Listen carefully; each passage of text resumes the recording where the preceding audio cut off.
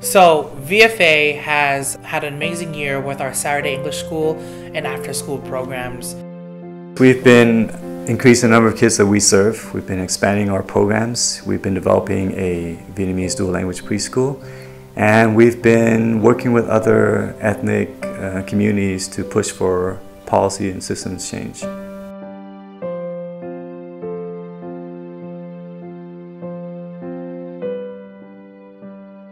The U.S. Census in 2010 identified the zip code 98118 as the most diverse zip code in the United States. So what we're trying to build here is a larger community where we are working with other ethnic groups and diverse cultures in creating that pipeline for families to feel empowered and to feel supported. It all starts in early childhood. So the preschool is named Hoa Mai after a yellow flower in Vietnam that's commonly associated with the Vietnamese New Year. And it represents prosperity and good fortune for our community. For VFA, the preschool is just one step in our larger vision of trying to serve our community.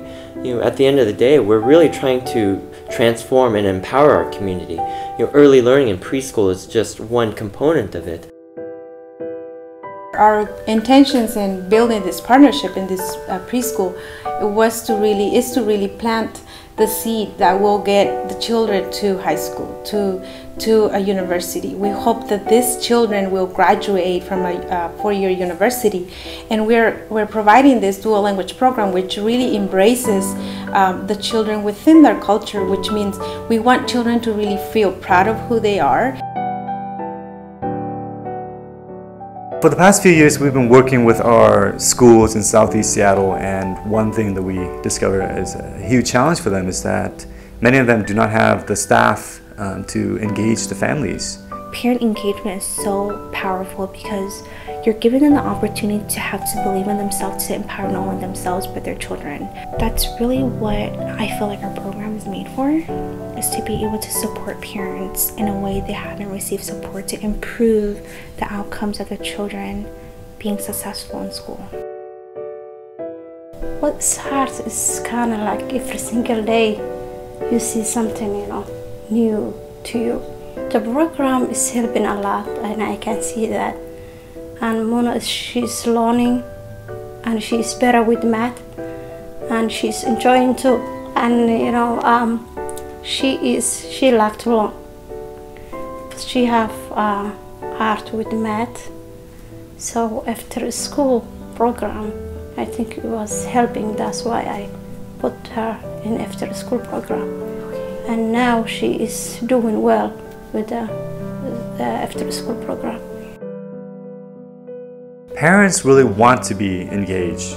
That's something that we need to understand. It's not that our parents down in Southeast Seattle don't want to be at the schools, or they don't want to show up for PTSA meetings.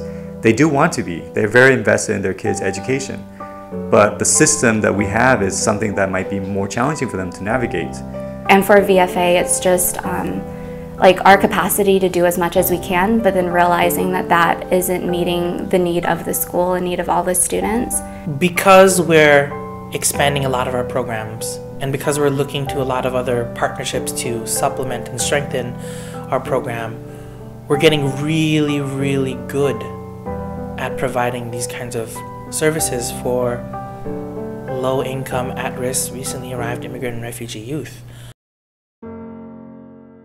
VFA works to prepare students to be college and career ready through culturally competent programs that focus on academic support and leadership development. I think one way that it aligns is just preparing them for the job, preparing them for their futures, getting them motivated to continue studying and emphasizing the importance of education. But it really boils down to saying, seeing a kid smile, saying that, they made it and it's not as bad as it seems. When I get a chance to help other people, it's because I know what I'm doing, and I know how other students feel like when they're facing some kind of things that they don't want to. And so I know what they feel about the things that they're facing. And so I was kind of nervous to help other people, but then I know